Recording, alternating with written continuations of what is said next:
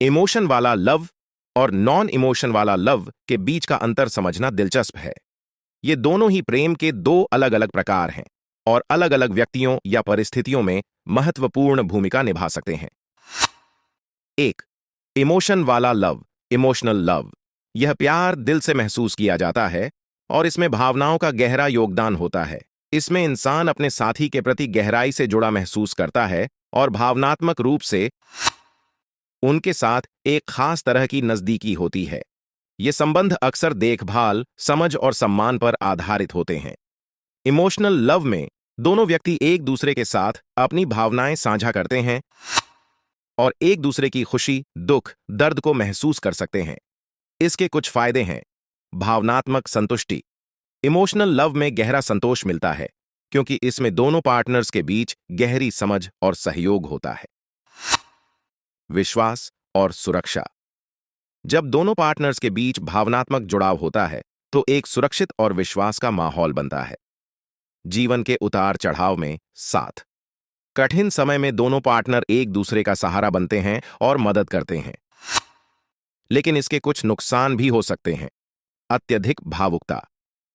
कभी-कभी अधिक भावनात्मक होने से व्यक्ति असुरक्षित या अस्थिर महसूस कर सकता है। भावनात्मक निर्भरता। एक पार्टनर दूसरे पर अधिक निर्भर हो सकता है जिससे आत्मनिर्भरता कम हो सकती है।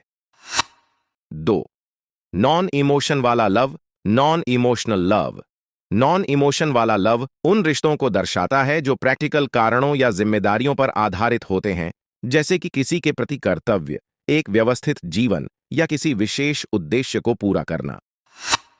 इसमें दोनों लोग एक दूसरे का सम्मान करते हैं और सहमति से जिम्मेदारियां निभाते हैं, लेकिन भावनाओं का जुड़ाव कम या न के बराबर हो सकता है। इसके कुछ फायदे हैं। व्यक्तिगत स्वतंत्रता। नॉन इमोशनल लव में दोनों पार्टनर्स के बीच सीमित भावनात्मक जुड़ाव होने से स्वतंत्रता बनी रहती है। स्थिरता और संतुलन। भावनात्मक ऊहापोह से दूर रहते हुए रिश्ते में स्थिरता बनी रहती है और एक सुलझी हुई जिंदगी जीने का मौका मिलता है।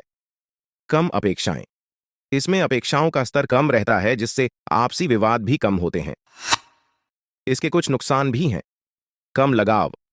कभी कभी इस तरह के रिश्ते में अपनापन और समर्थन की कमी महसूस हो सकती है। भावनात्मक सुख का अभाव। मुश्किल वक्त में भावनात्मक सहारे की कमी खल सकती है। किसमें सेक्स का ज्यादा भूमिका है?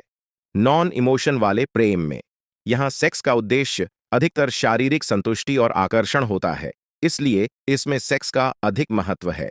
यहां भावनाएं कम होने के कारण इस प्रेम में सेक्स केवल शारीरिक आवश्यकता का साधन बन जाता है।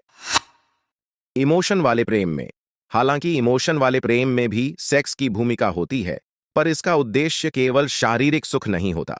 यह भावनाओं और प्रेम को बढ़ावा देने के लिए किया जाता है, इसलिए सेक्स को यहां एक माध्यम माना जाता है, न कि मुख्य उद्देश्य।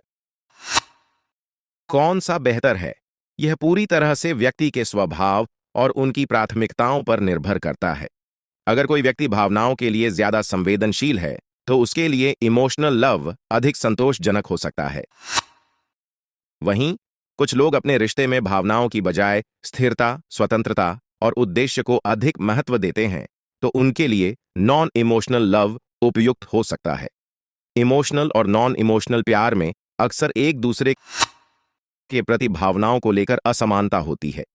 एक व्यक्ति अपने प्यार का इजहार बहुत भावुकता और गहराई से करता है, जबकि दूसरा इसे नियंत्रित रखता है। यह असमानता कभी-कभी रिश्ते में तनाव और असंतोष का कारण बन सकती है। आइए इसे शायरी के माध्यम से समझते हैं और देखें कि इन दोनों का संतुलन कैसे बनाया जा सकता है। इमोशनल और नॉन इमोशनल प्यार में अक्सर एक दूसरे के प्रति भावनाओं को लेकर असमानता होती है। एक व्यक्ति अपने प्यार का इजहार बहुत भावुकता और गहराई से करता है, जबकि दूसरा इसे नियंत्रित रखता है। यह असमानता कभी-कभी रिश्ते में तनाव और असंतोष का कारण बन सकती है। आइए इसे शायरी के माध्यम से समझते हैं और देखें कि इन दोनों का संतुलन कैसे बनाया जा सकता है। वर्ड इमोशनल प्यार की शायरी। तुमसे बिछड़कर भी हर पल तुम्हें महसूस करता हूं। मेरी रग रग में तुम हो, यही मेरे दिल का अफसाना है। यहां व्यक्ति अपने साथी को लेकर अत्यधिक भावुक और गहरे स्तर पर जुड़ा हुआ है। उसकी हर सोच और भावना साथी से जुड़ी है। तरबाब 2 नॉन इमोशनल प्यार की शायरी। मुझे तुमसे मोहब्बत है पर इतनी गहराई से नहीं। मैं तुम्हारे साथ हूं पर तुमसे दूरियों का एहसास भी रहता है। यहां व्यक्ति प्यार में है लेकिन इसे ज्यादा गंभीरता से नहीं लेता। उसका रवैया शांत और थोड़ा दूरी भरा है। अररर 3 टकराव और असंतोष का कारण। इस असमानता से एक टकराव पैदा होता है। एक व्यक्ति उम्मीद करता है कि उसका साथी भी उसी भावुकता के साथ उसे चाहे, लेकिन जब वह साथी अधिक संतुलित या नॉन इमोशनल होकर प्रतिक्रिया देता है तो यह एक अधूरी सी भावना का एहसास कराता है। 4 संतुलन का एक उदाहरण। तुम्हारे बिना भी मैं अधूरा नहीं, पर तुम्हारे साथ हर पल मुकम्मल है। मैं तुम्हें बेशुमार चाहता हूं, पर खुद की पहचान भी जरूरी है।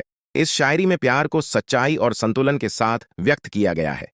प्यार की भावना गहरी है, लेकिन इसे व्यक्ति खुद की पहचान के साथ संतुलित करता है। यह दोनों तरह के प्यार को सम्मान देते हुए उनका एक संतुलित रूप दिखाता है। द्रा संतुलन बनाने का महत्व। प्यार में इमोशनल और नॉन इमोशनल पहलुओं का संतुलन जरूरी है ताकि कोई साथी खुद को अधूरा महसूस न करे और न ही दूसरे की भावनाओं का वजन महसूस करे। संतुलन में प्यार का इजहार भी हो और भावनाओं पर नियंत्रण भी, ताकि दोनों साथियों को एक गहरे और स्वस्थ रिश्ते का अनुभव हो।